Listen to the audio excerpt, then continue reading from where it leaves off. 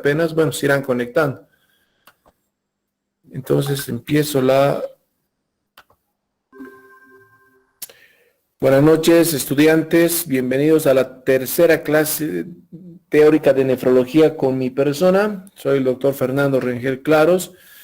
Y hoy vamos a hablar de dos temas importantes. Uno, el síndrome nefrítico y las glomerulonefritis postinfecciosas, que es lo que nos ha faltado el día de ayer. Y otro, las vasculitis y el riñón. Ya van a ver que son temas bastante interesantes. Bueno, entonces voy a empezar a compartir pantalla ahora.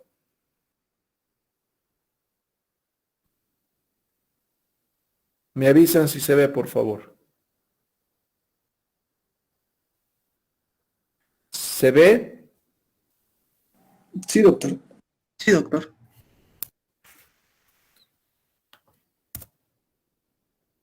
Muy bien.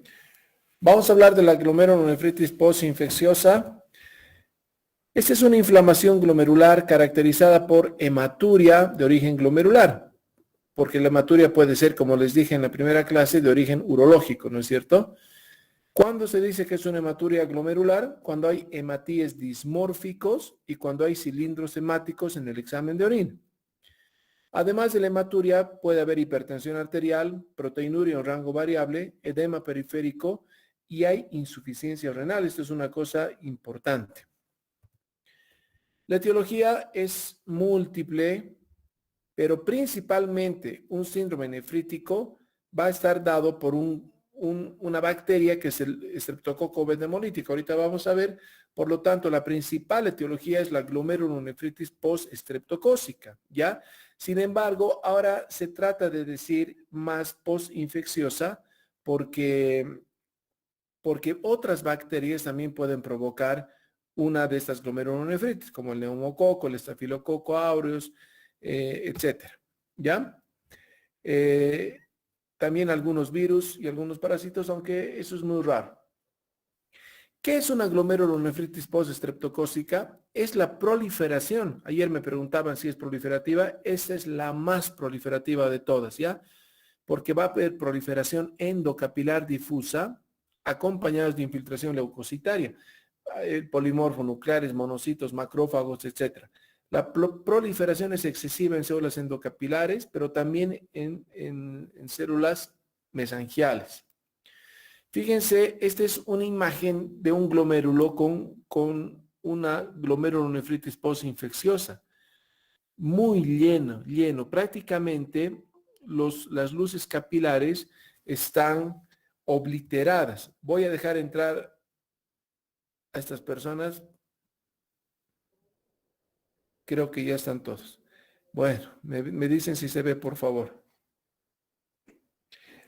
El glomérulo está totalmente lleno y lleno de células, la proliferación celular, pero si se fijan, ayer dijimos que las células endoteliales están por dentro de los capilares y prácticamente los capilares no se ven. Aquí hay uno, pero hay proliferación, ¿no es cierto? Y también de células mesangiales. Entonces, el principal germen que está relacionado con esta glomerulonefritis es el estreptococo beta hemolítico del grupo A, también llamado de Landsfield o Streptococcus pyogenes. No se olviden de esto. Este estreptococo tiene un potencial nefritógeno que depende del tipo de antígeno M. Entonces tiene un antígeno que se llama M, que está presente en la pared del estreptococo y que va a causar la enfermedad. Esta glomerulonefritis predomina en la infancia, más entre los 2 y los 12 años, más frecuente en varones y puede ser que tengan clínica variada, pero principalmente hay dos clínicas. La clínica faringoamigdalar, no se olviden que la faringoamigdalitis tiene como principal etiología a los estreptococos, ¿no es cierto? Entonces pueden tener en los pacientes una faringoamigdalitis, ¿ya? Que en este caso, después de 2 semanas de la infección faringoamigdalítica, entonces el paciente empieza con hematuria macroscópica, edema, y dolor abdominal, cefaleas, malestar general, hipertensión arterial, edemas. Fíjense, esta es la famosa faringoamigdalitis por estreptococo. amígdalas grandotas, eritema en toda la cavidad faríngea y con puntos de pus, ¿no es cierto? Entonces, si ustedes sospechan o tienen un paciente con síndrome nefrítico, habrá que verles la faringe, pero no se olviden que la faringe después de 2 semanas puede haber cambiado, ¿no es cierto? Bueno, pero esto es importante que nosotros también nos acostumbremos a revisar la faringe. También el estreptococo puede producir lesiones en la piel y obviamente 5 días o a 2 semanas antes, esas lesiones tienen estreptococos, estos estreptococos tienen los antígenos que van a ir hasta el glomérulo y producen la enfermedad. El paciente después de 2 semanas tendrá pues edema, hipertensión, hematuria. Esa es la famosa imagen del impétigo contagioso. Esta lesión cutánea que tiene estas costritas medio doradas, que ustedes si han viajado en flota alguna vez, han visto a los niñitos que piden limosna en las flotas, siempre tienen esas lesiones en sus brazos o en sus caritas, ¿no es cierto? Entonces este es el famoso impétigo causante de esta glomerulonefritis. Bueno, el diagnóstico se hace por laboratorio con un examen de orina, donde va a haber hematuria, proteinuria, glóbulos rojos dismórficos, cilindros hemáticos. Se puede pedir un ASTO, que son los anticuerpos antiestreptococo, ¿no es cierto? Si están altos, obviamente nos indica que ha habido una infección por estreptococo. Y obviamente hay que pedir una creatinina. El tratamiento sintomático. El tratamiento sintomático se basa en dieta hiposódica, reposo. Es muy importante el reposo en la fase aguda. Hay que restringir el sodio y líquidos en la dieta porque hay edemas y hay insuficiencia cardíaca, ¿ya? Van a disculpar, pero aquí hay un error ortográfico que no lo puedo dejar pasar. Insuficiencia cardíaca. Muy bien. Entonces, el tratamiento farmacológico, yo le pongo aquí antibióticos, aunque se supone que la infección ha sido 2 semanas antes, ¿no es cierto? Entonces, ¿habrá que dar antibióticos? Siempre hay esa pregunta. Tal vez por persistencia de estreptococos, aunque es más por los antígenos, pero tal vez haya persistido alguna, yo les doy antibióticos a los pacientes, que pueden ser algún antibiótico tipo penicilina. Penicilina benzatínica, puede ser amoxicilina más ácido clavulánico, todo lo que cubre gram positivos. Si el paciente fuera alérgico, se le puede dar un macrólido. Además de los antibióticos, debe darse un diurético de asa, sobre todo furosemida, y antagonistas de calcio como vasodilatadores y antihipertensivos. ¿Qué complicaciones puede haber? Si el paciente se sobrecarga de líquidos, va a ser insuficiencia cardíaca, ¿ya? O si la hipertensión arterial es muy alta. Entonces hay que controlar la presión, dar diuréticos siempre para evitar la insuficiencia cardíaca.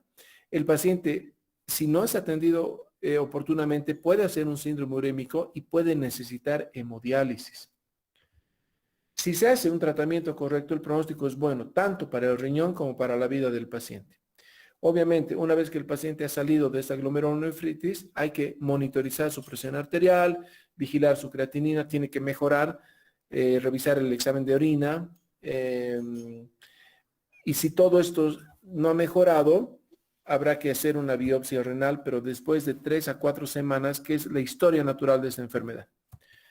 Si alguien tiene alguna pregunta sobre esto, que es la glomerulonefritis postestreptocócica, que también se considera una glomerulonefritis primaria, puede hacerla ahora, antes de pasar al otro tema. ¿Hay alguna pregunta? ¿Están ahí? ¿Me oyen? Sí, doctor. Sí, doctor. Bueno, ese ha sido el primer tema. Fíjense que este tema del síndrome nefrítico y glomerulonefritis postestreptocócica lo he hecho de la manera más sencilla posible, pero me parecía importante que se dé este tema porque ustedes lo pueden encontrar, sobre todo en países en vías de desarrollo como en Bolivia, donde hay mucha faringoamigdalitis y donde hay muchas infecciones cutáneas, el famoso impético. Entonces creo que no podíamos dejarla de lado. Con el día de hoy, con este tema y el siguiente, vamos a acabar con todo lo que es glomerulonefritis primaria.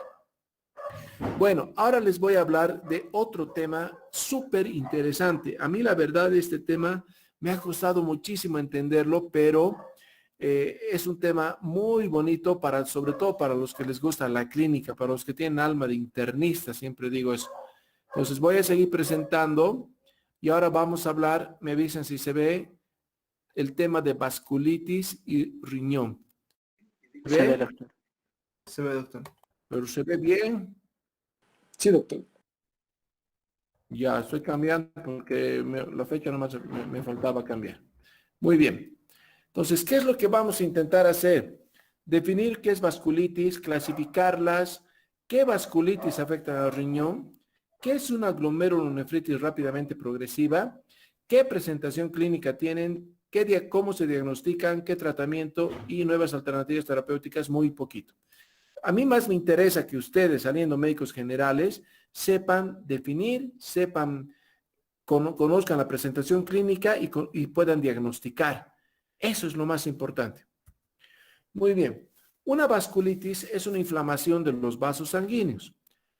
Va a provocar cambios en la pared de los vasos sanguíneos, engrosamiento, pero al estar engrosamiento también se dilatan, puede tener debilitamiento y estrechamiento porque la capa íntima de las arterias, no se olviden que todas las arterias tienen un endotelio, que es la capa íntima, una membrana basal del endotelio, una capa muscular y una capa periférica o adventicia, ¿no es cierto? Entonces, si está inflamada el endotelio, se puede estrechar la luz del vaso, eso es importante. Estos cambios, por lo tanto, pueden limitar el flujo sanguíneo a un órgano definido y puede ocasionar daño. Las alteraciones estructurales varían y pueden ocasionar aneurismas, ruptura de las arterias, hiperplasia de la capa íntima, fenómenos trombóticos.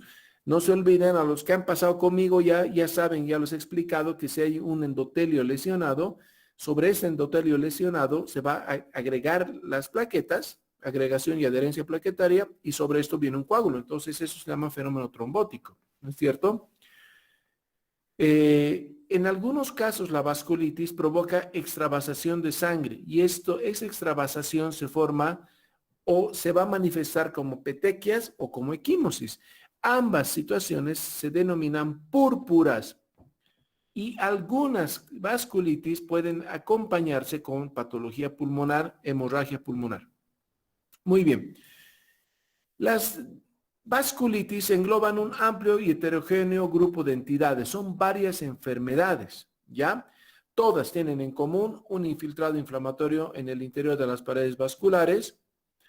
Y estos términos los van a escuchar en varias oportunidades. Primero, vasculitis necrotizante, que eso es degeneración y muerte celular a nivel tisular, es decir, el vaso está muy comprometido, ha habido un fenómeno trombótico y un lugar de un órgano se necrosa porque no le llega sangre. También necrosis fibrinoide, que son depósitos de proteínas similares a la fibrina en la pared de los vasos. Entonces, en una biopsia se hace un corte de un vaso y se puede ver esta fibrina que se llama necrosis fibrinoide. Muy bien. ¿Cuál es el mecanismo del daño vascular? Formación de inmunocomplejos circulantes. Al igual que en las otras glomerulonefritis, hay un antígeno que ingresa al organismo, es atacado por una inmunoglobulina, forman un inmunocomplejo que van a circular en el torrente sanguíneo y se van a depositar en un órgano dado, en este caso el riñón en la mayoría de las oportunidades. Se pueden producir anticuerpos anticitoplasma de neutrófilos y estos se llaman ANCAs. Los ANCAs son, por inmunofluorescencia, el C-ANCA y el P-ANCA, y por ELISA, el C-ANCA corresponde a la antiproteinasa 3 y el P-ANCA a la antimieloperoxidasa o anti-MPO. Muy bien. Esta clasificación que les voy a mostrar se ha realizado la última actualización en el 2012. Creo que correspondía al 2020 actualizar nuevamente. Yo creo que por la pandemia no se ha actualizado porque hoy día busqué en el internet la nueva clasificación de Chapel Hill y no he encontrado. O sea que creo que esta es la más actualizada, ¿ya? Y esta clasificación de vasculitis es la siguiente. Ustedes ven Chapel Hill 2012, pueden buscar en el internet y como se fijan acá, hay vasculitis de vasos grandes, de vasos medianos, de vasos pequeños, hay otras de vaso variable, de órgano único, asociados a enfermedades sistémicas, asociados a etiología probable. Bueno, vamos a ir desglosando. Las vasculitis de vaso grande se llaman arteritis de Takayasu y arteritis de células gigantes, que también se llama arteritis de Horton, solo para su conocimiento. Las arteritis o vasculitis de vaso medio son la poliarteritis nodosa y la enfermedad de Kawasaki, así se llaman. Y las vasculitis de tamaño pequeño, eso, por favor, atención en esta parte, son las vasculitis asociadas a ANCAS, que son las poliangitis microscópica, la granulomatosis con poliangitis, anteriormente denominada enfermedad de Wegener, las granulomatosis con poliangitis y eosinofilia, anteriormente denominadas enfermedad de Churg-Strauss, las vasculitis de pequeño vaso asociadas a inmunocomplejos, enfermedad por anticuerpo antimembrana basal glomerular, ¿ya? Vasculitis crioglobulinémica y vasculitis por IgA o enfermedad de Schönlein-Henoch. Ayer les hablaba de la enfermedad de Schönlein-Henoch, ¿no es cierto? Que es la forma sistémica de la glomerulonefritis mesangial. Bueno, ahora, la presentación clínica de las vasculitis son enfermedades sistémicas, la mayoría, y es el campo de trabajo para los médicos internistas. El médico internista es un médico muy importante en el hospital porque es el que va a organizar qué es lo que tienen, les va a dar el lugar o va a organizar la importancia de la atención de las diferentes patologías de un paciente, etcétera. El médico internista es el médico hospitalólogo en algunos países, así les dicen, el médico de hospital por excelencia, ¿ya? Muy bien. Estas vasculitis se pueden presentar como fiebre de origen desconocido en muchos pacientes. Saben que fiebre de origen desconocido es fiebre sin etiología demostrada que dure más de una semana. Le hacen cultivos, el paciente no tiene síntomas, pero solo tiene fiebre, fiebre y fiebre. Siempre parte de la evaluación de la fiebre de origen desconocido es la búsqueda de vasculitis, ¿ya? Esta es una púrpura petequial, acuérdense de eso. Si ustedes ven esto en un paciente con lesiones pequeñitas del tamaño de un alfiler, algunas confluentes, como en este lugar, aquí hay unas sueltitas y hay otras confluentes, eso se llama púrpura petequial, que puede ser por dos causas, por trombocitopenia o por vasculitis. En este caso es por vasculitis. Ahora viene la parte importante del tema. De todas esas vasculitis que hemos hablado, ¿qué vasculitis afectan al riñón? Bueno, estas vasculitis que afectan al riñón se llaman glomerulonefritis y se van a presentar como glomerulonefritis rápidamente progresivas. No se olviden de esto.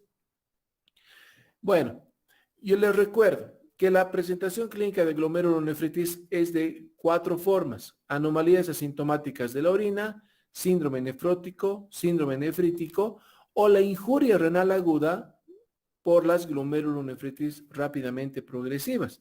Aunque estos son los patrones más frecuentes, hoy nos vamos a referir a este punto. Muy bien, acuérdense de esto. Las rápidamente progresivas pueden simular un síndrome nefrítico, unas anomalías urinarias persistentes, siempre van a tener o van a provocar una injuria renal aguda, hipertensión arterial y el complemento será normal. Entonces, no se olviden de esto. Para que tengan un poquito más de idea, ¿qué quiere decir rápidamente progresir?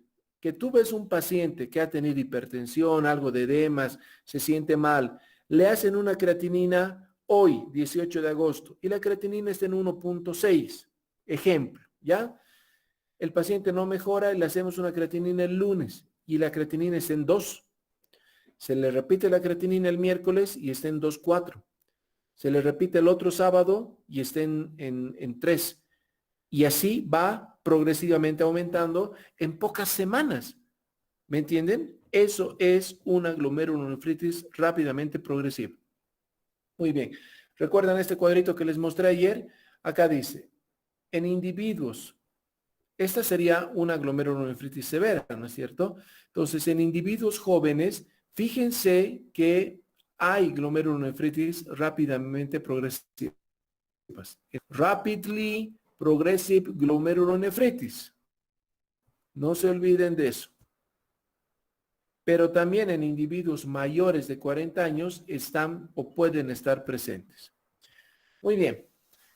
Las glomerulonefritis rápidamente progresivas se pueden presentar con proteinuria, hematuria, cilindruria, pero siempre con insuficiencia renal, es decir, creatinina elevada, ¿ya? Los anteriores, ¿cómo se dice? Los clásicos médicos que que hacían una semiología exquisita hace 30, 50 años, también la llamaban una injuria renal aguda, subaguda, y también se llaman glomerulonefritis extracapilares. Se dividen en 3. El síndrome de Goodpasteur, que es la glomerulonefritis rápidamente progresiva por anticuerpos antimembrana basal glomerular. El tipo 2, glomerulonefritis por inmunocomplejos, secundaria a enfermedades infecciosas o sistémicas. Entonces aquí una postestreptocócica, una nefropatía lúpica, una focal y segmentaria o una mesangial, una membranosa, podrían provocar o hacer un brote de extracapilaridad, ¿no es cierto? Y el tipo 3, que son las glomerulonefritis rápidamente progresivas con inmunofluorescencia negativa o pausinmunes, no se pinta nada en inmunofluorescencia.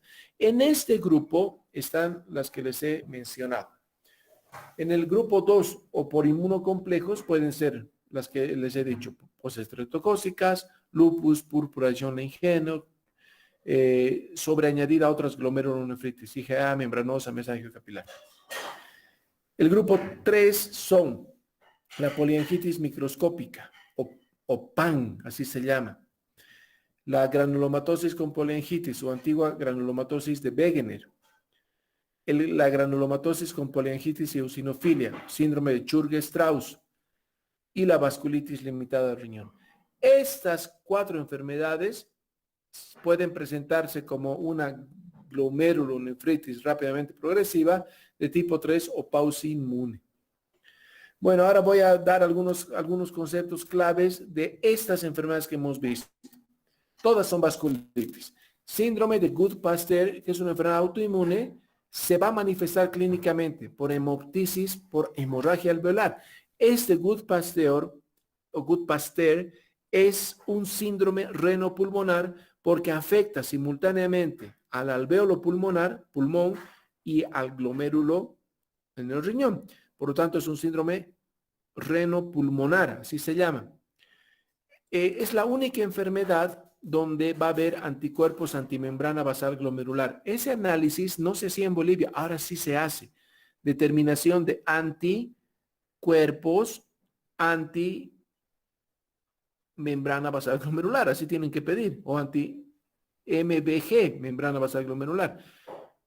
De la clínica respiratoria dependerá el pronóstico del paciente. La poliangitis microscópica es una vasculitis necrotizante de vaso pequeño. Todas las vasculitis que afectan el riñón son de vaso pequeño, ¿ya? Se llama PAN. Puede tener fiebre, mialgias, artralgias, odinofagia, rinorrea y hemoptisis. También es una glomerulonefritis o síndrome renopulmonar. Esta poliangitis microscópica tiene el P-ANCA positivo. Acuérdense, P de poliangitis, P-ANCA positivo. Si se actúa en forma precoz, tiene buen pronóstico. Yo les voy a contar el caso de 2 pacientes. Una paciente la encontré cuando su creatinina estaba en 1.6 y hasta hacerle el control, pedirle los análisis, pedirle el perfil inmunológico, su creatinina llegó a 3. En ese momento le empezamos un tratamiento inmunosupresor con ciclofosfamida, con pulsos mensuales más pulsos de metilprednisolona por 3 días. Y le he visto hace 2 días y su creatinina está en 1.1. Mejoró, ¿ya? Sin embargo, tuve otra paciente con poliangitis microscópica, más joven, tiene 32 años, y a pesar de hacerle todo el tratamiento, su creatinina se elevó rápidamente, por eso es rápidamente progresiva. Y cuando le empezamos el tratamiento inmunosupresor, su creatinina ya estaba en más de 6. Se le dio el mismo tratamiento inmunosupresor, pero no mejoró y la paciente terminó en diálisis, ya está 3 años en diálisis con este año, y bueno, está viva, está en buen estado, pero perdió la función de sus riñones. Son 2 casos, fíjense, diferentes. La granulomatosis con poliangiitis o granulomatosis de Wegener también es un síndrome renopulmonar, puede afectar al árbol respiratorio, y esta es más interesante porque desde los senos paranasales hasta los pulmones puede formar granulomas. Muy interesante, ¿ya? Esta tiene el C-ANCA positivo.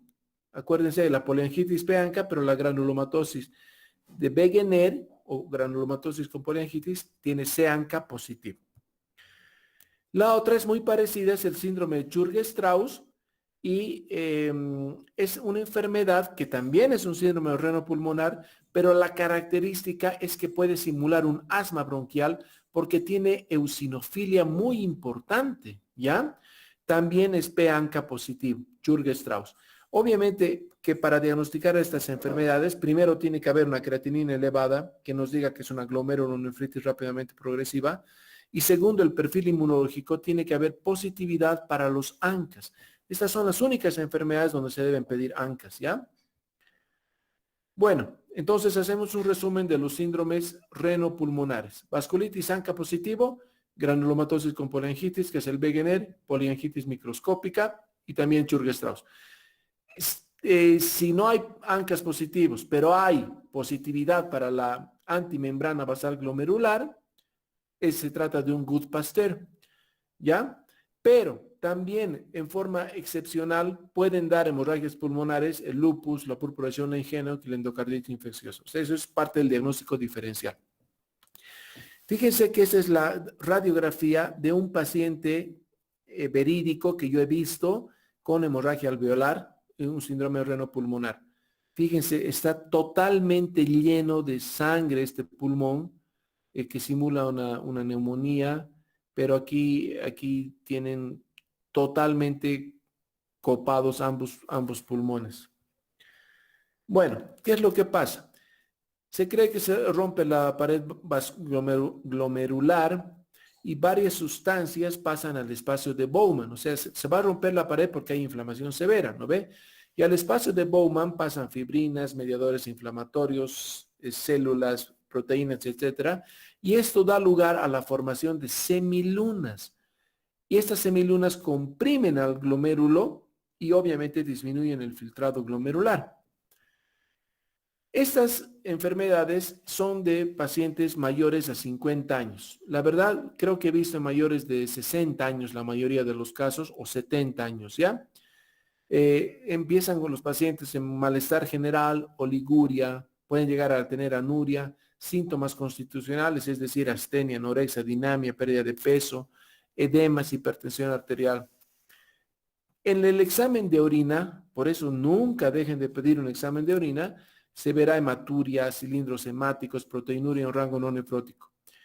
Puede haber hiperazoemia leve o moderada al principio, pero la creatinina, hiperazoemia quiere decir elevación de urea y creatinina, la creatinina se elevará progresivamente, ¿no es cierto? Y la ecografía renal es normal, porque es una afectación aguda o subaguda. Muy bien, ¿cuándo pensamos en afectación sistémica? Cuando el paciente tiene fiebre, tiene hemoptisis, recuerden, síndrome renopulmonar, pueden tener artralgias, púrpura vasculítica, no se olviden las fotos que les he mostrado, velocidad de eritrosedimentación aumentada, trombocitopenia, eosinofilia, Churg-Strauss, hipercalcemia. A todo paciente se le debe pedir un hemograma completo, urea creatinina, proteínas totales, albúmina y las pruebas inmunológicas complemento, AN-anti-DNA y los ANCA, C-ANCA, P-ANCA, los anticuerpos antimembrana basal glomerular, serologías de hepatitis, ASTO, etcétera, para también buscar otras entidades, ¿no? El examen general de orina, se debe medir el complemento, determinación de lo mismo que hemos dicho. Los ANCAS, tanto por ELISA como ELISA, antiproteínasa 3 y antimieloperoxidasa. Muy bien. Dos palabras de los anticuerpos anticitoplasma de neutrófilos. El C-ANCA quiere decir que hay un patrón citoplasmático que proviene de anticuerpos contra la proteinasa 3. Y el P-ANCA tiene un patrón perinuclear, por eso es P, ¿ya? Y se relaciona con mieloperoxidasa. Recuerden siempre la imagen del glomérulo normal. Poca célula dentro de los capilares están las células mesangiales y por fuera están las células epiteliales y por dentro del capilar las células endoteliales, ¿no es cierto? Glomérulo normal. En esta enfermedad, en las rápidamente progresivas, hay presencia de semilunas en más del 50%. Por lo tanto, no se extrañen que pocos pacientes puedan recuperar la función renal, ¿no es cierto?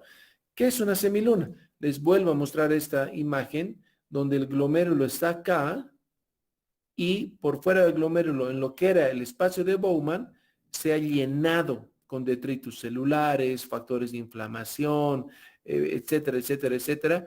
Y obviamente un glomérulo colapsado y con espacio de Bowman ocupado, pues no va a haber filtrado glomerular. Por eso los pacientes, a medida que se van formando las semilunas, la creatinina va elevándose, ¿no es cierto? En la inmunofluorescencia, que es técnica que ya se hace en Bolivia, se puede ver. Si el patrón es lineal, hay depósitos lineales de IgG en todas las membranas glomerulares, nunca se olviden que esto solo se ve en la glomerulonefritis rápidamente progresiva por el síndrome de Good-Pasteur o Good-Pasture, si quieren, ¿ya? Fíjense qué bonita se ven las membranas con depósitos lineales. En las otras, en las glomerulonefritis rápidamente progresivas de tipo 2, el patrón es granular y se ve de esta manera, como unas membranitas como un cielo estrellado, se dice, ¿no? Totalmente diferente. Estas son de tipo 1, Good-Pasteur, tipo 2, y obviamente las de tipo 3, que son las pausoinmunes, no se ve nada, por eso se llaman pausoinmunes. La evolución generalmente es desfavorable. El tratamiento, primero, medidas de soporte vital y hemodiálisis en la mayoría de los casos. Primero tienes que hacer hemodiálisis antes de dar inmunosupresión, si no se te muere el paciente. En estos pacientes generalmente se dan 3 pulsos de metilprednisolona por 3 días, entre 500 a 1000 miligramos o hasta 1 gramo por día. Se le puede continuar con prednisona y se le da ciclofosfamida. Aquí le pongo kilo peso porque en interrogante porque la ciclofosfamida por kilo peso se da en tabletas y es mejor dar en ampollas, ¿ya? Y en muchas ocasiones se requiere hacer plasmaféresis en estos pacientes. ¿Qué es la plasmaféresis? Es retirar los anticuerpos que están en el plasma, que están ocasionando el daño a través de una máquina de plasmaféresis o de una máquina de hemodiálisis con filtro de plasmaféresis, ¿ya? Muy bien. ¿Cuándo debemos pedir una biopsia renal en estos casos? Cuando hay falta de antecedentes infecciosos y nosotros casi hemos descartado la posibilidad de una glomerulonefritis postestreptocócica. Cuando hay datos de enfermedades sistémicas, o sea, si el paciente, aparte del síndrome renopulmonar, tiene púrpura, hay que hacer una biopsia. Cuando hay ausencia de mejoría en 4 a 5 semanas, cuando el periodo de latencia es no concordante con la patología. Es decir, si sabemos que en 3 a 4 semanas va a empeorar un paciente, va a empeorar la creatinina y este paciente está 2 años, no es pues una rápidamente progresiva, ¿no es cierto? Y cuando sospechamos con los laboratorios de una glomerulonefritis extracapilar.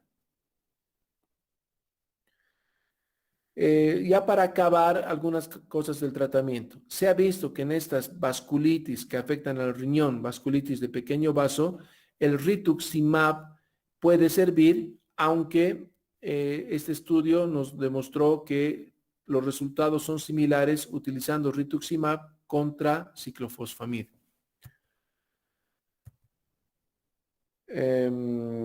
Después de la ciclofosfamida, que se debe dar por 3 meses, se puede dar otros inmunosupresores como azatioprina. Bueno, datos importantes y recomendaciones. Una creatinina muy alta, mayor a 6, nos indica que la necrosis glomerular y semilunas es muy abundante. Mal pronóstico.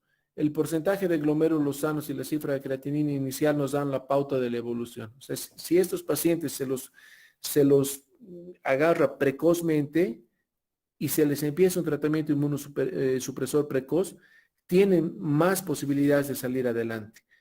Esa es la importancia de que en este caso estos pacientes sean diagnosticados rápidamente y sean referidos al nefrólogo rápidamente para que se actúe. Porque si esperamos 4 o 5 semanas, esos riñones pueden perderse totalmente. Bueno, y para acabar les voy a poner lo que les puse el otro día, pero que es importante. Desde los tiempos de Thomas Addis y otros pioneros, ningún examen físico es completo si el médico no mira las características de la orina y le examina con el microscopio. Muy bien. Hemos acabado la clase del día de hoy. Dejo de presentar y por favor, el micrófono está con ustedes. Pueden hacer preguntas o inquietudes. Estoy a la orden.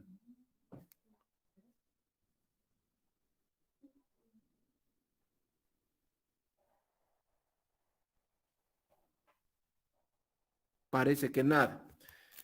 Bueno, ¿está Eric? Doctor, disculpe, yo tenía una pregunta. Hágala.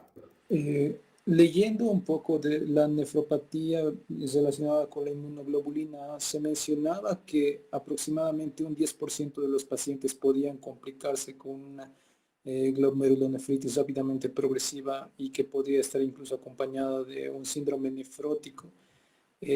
Estos casos están presentes en nuestro medio porque un 10% parece bastante, un porcentaje bastante elevado. Bueno, primero quiero aclararles una cosa. Jody, ¿te llamas? Bueno, quiero aclarar una cosa. Los pacientes con glomerulonefritis rápidamente progresiva no tienen pues a la vez un síndrome nefrótico. Es posible que los pacientes con glomerulopatía por IgA o enfermedad de Berger primero se manifiesten como un síndrome nefrótico y si después hacen un brote de extracapilaridad, es decir, esos riñones forman semilunas, van a ser un síndrome de glomerulonefritis rápidamente progresiva. ¿Ya? No te olvides que las glomerulonefritis no son tan frecuentes. Más o menos aparecen en un 5% de la población. Y del 5% de la población, vamos a poner que Cochabamba tiene 1 millón de habitantes, ¿ya? ¿Cuánto es el 5%? El 10% serían 100,000, el 1% serían más o menos 1,000, ¿no es cierto? 10,000, doctor. 10,000, doctor. 10,000, claro. Es que, bueno, tú estás con tu calculadora, yo no. Bueno, 10,000 pacientes en Bolivia podrían hacer glomerulonefritis, pero de los 10,000 no todos hacen una IgA. Unos harán cambios mínimos, otros serán lúpicos, otros serán diabéticos, otros harán otro tipo de glomerulonefritis primario. Entonces, digamos que la IgA, que según lo que les mostraba, causa un 20%, de los 10,000, el 10% serían 1,000, más o menos unas 2,000 personas. Y de estas 2,000 personas, el 10% serían 200, ¿no es cierto? Entonces, si tú ves 200 de 2,000, no es pues mucho. Sin embargo, uno tiene que, no porque sea poco, uno tiene que desmerecer o pensar que no le va a pasar a su paciente. Siempre tenemos que pensar en que le puede pasar, pero no es tanto, ¿me entiendes? Si haces números, no es tanto. Pero si tienes un paciente con glomerulonefritis, le has hecho una biopsia renal, estás en la obligación de seguir a ese paciente y ver si su creatinina no empieza a subir, ¿no es cierto? ¿Alguna otra pregunta?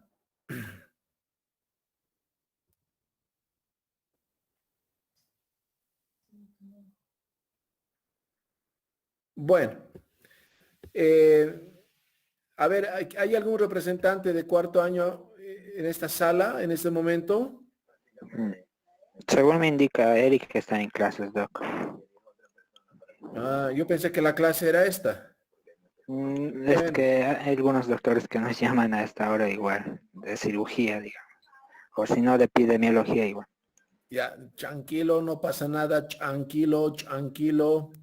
Bueno, quiero preguntarles a los que más o menos asisten a las clases que son ustedes. Más o menos hemos tenido 50, 55 personas cada día. Mañana podemos hacer la clase a las 8 de la mañana, de 8 a 9. Porque mañana en la noche tengo una reunión a las 8, no puedo. Podrían, creo que estando en pandemia todos están en sus casas, pero les pregunto, ¿se puede pasar la clase mañana de 8 a 9 o si quieren de 7:30 a 8:30?